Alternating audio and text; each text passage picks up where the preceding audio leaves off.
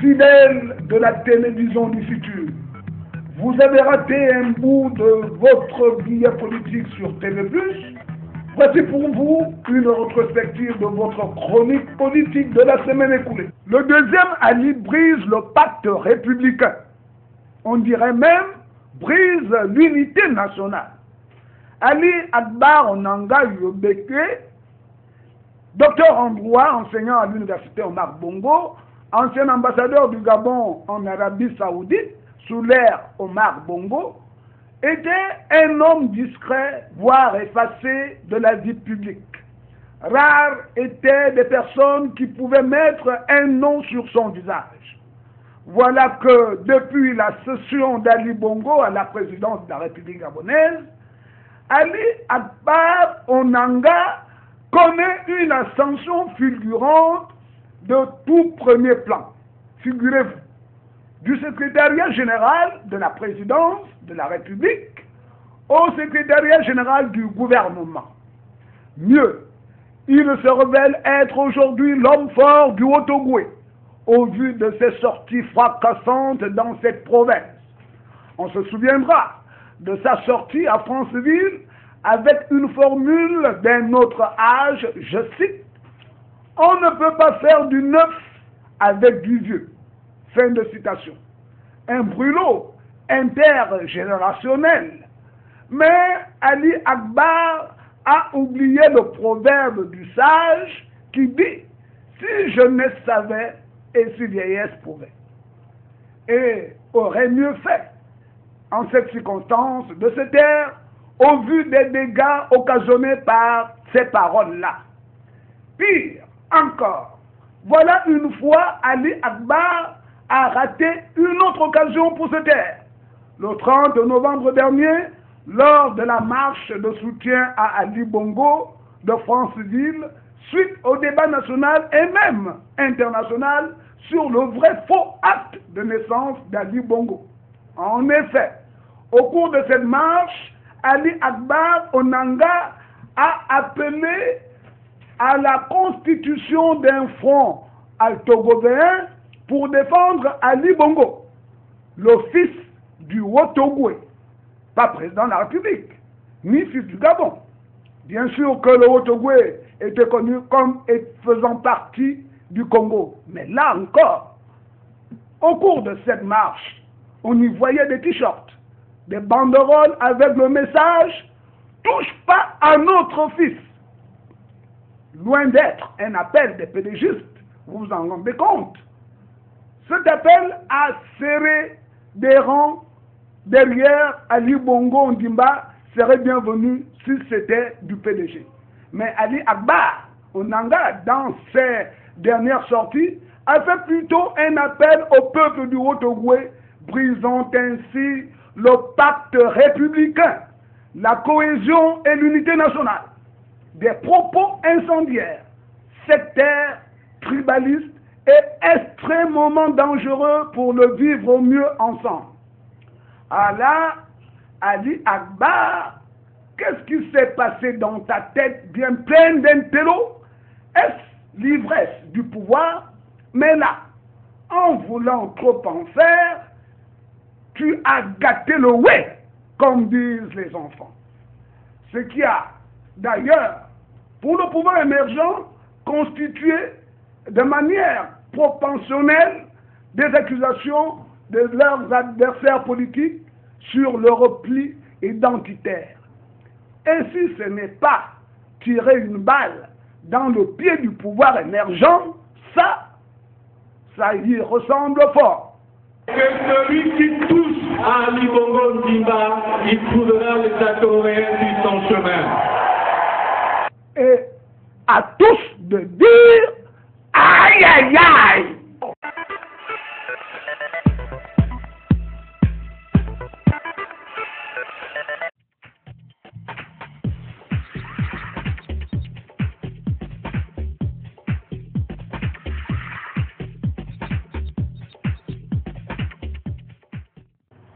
De l'imposture à l'arrogance et au refus du dialogue.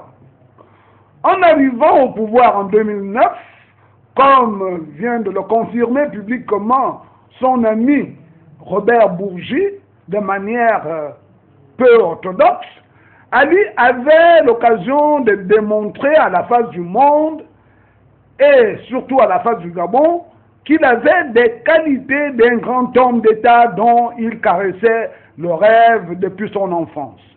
Oui, comme le dit le sage, je cite, « Les hommes ne naissent pas dans la grandeur, ils grandissent. » Fin de citation. Et la grandeur dont on parle ici est bien sûr la grandeur d'âme, c'est-à-dire ampleur, beauté, humilité, dignité, dimension, éclat, étendue, gloire, hauteur, intensité, longueur, magnanimité, mérite, noblesse, et j'en passe. Et cette grandeur n'est pas à confondre avec la folie des grandeurs qui est une ambition démesurée ou une propension à vivre au-dessus de son train de vie. Mais à ce que je vois, mon fils Ali, et j'espère me tromper, on dirait qu'il a opté pour la folie des grandeurs dans sa gouvernance du Gabon plutôt que la grandeur d'âme qui est la panache des grands hommes d'État qui ont marqué l'histoire du Gabon et du monde.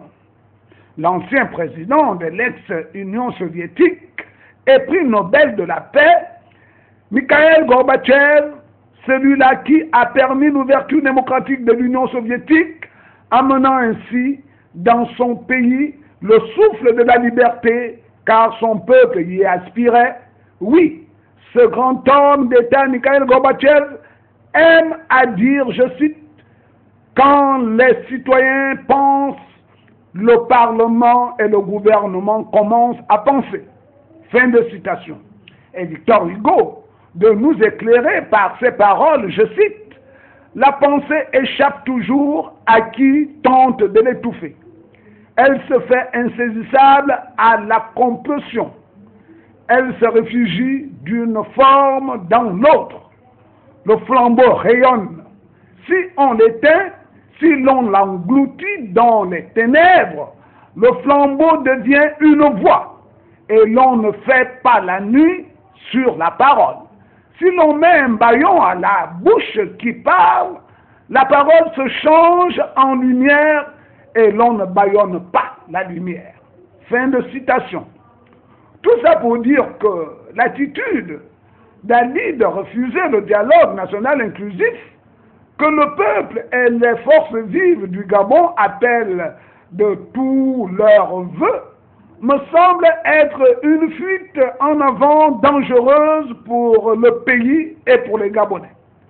C'est à croire que le pouvoir qui semble se transformer en ivresse a mis Ali dans un état d'aveuglement, de cécité politique dans lesquelles lui et ses faucons s'enfoncent un peu plus chaque jour, pénétrant ainsi les ténèbres les plus insondables de l'homme.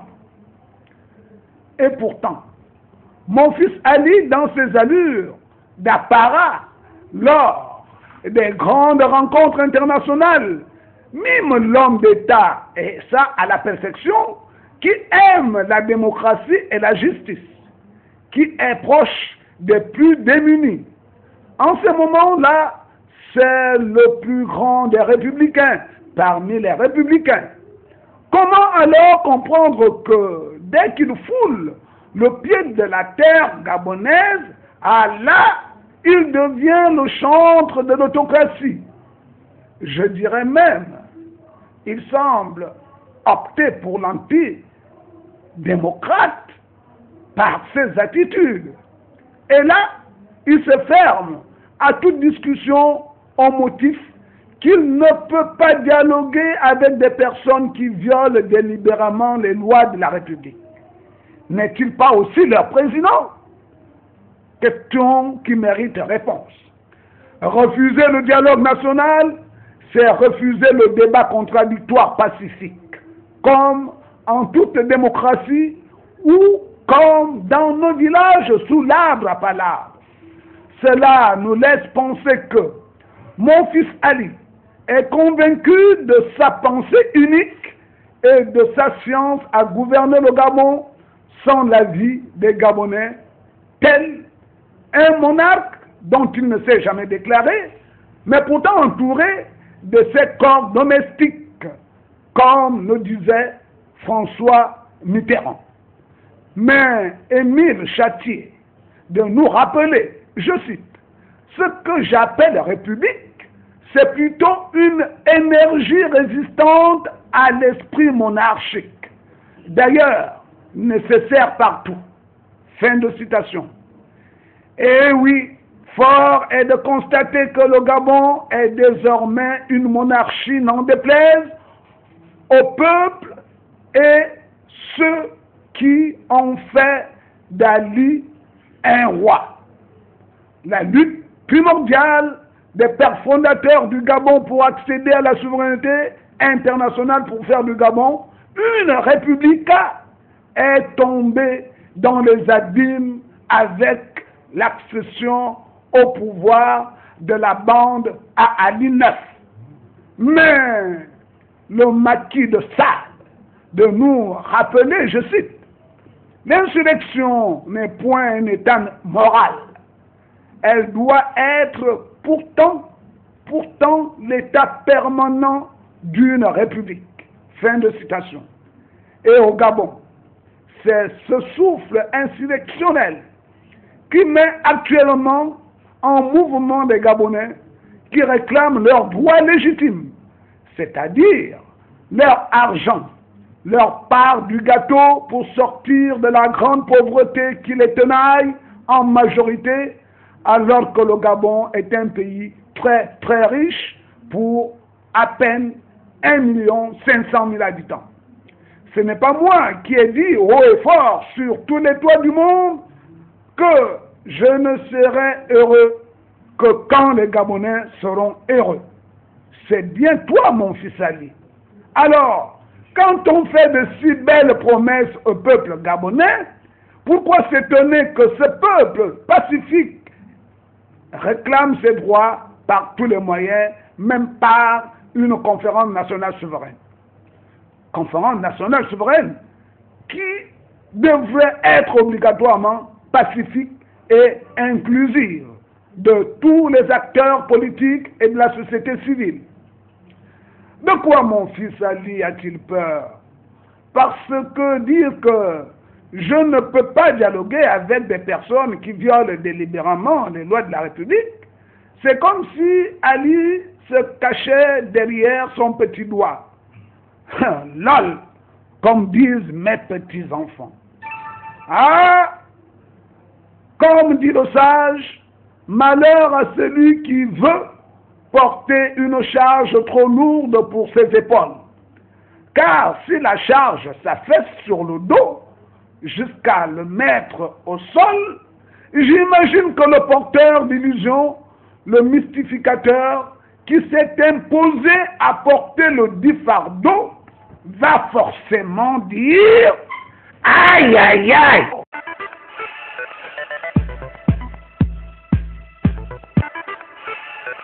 À nous retrouver pour de nouveaux billets politiques dès le début de la semaine prochaine.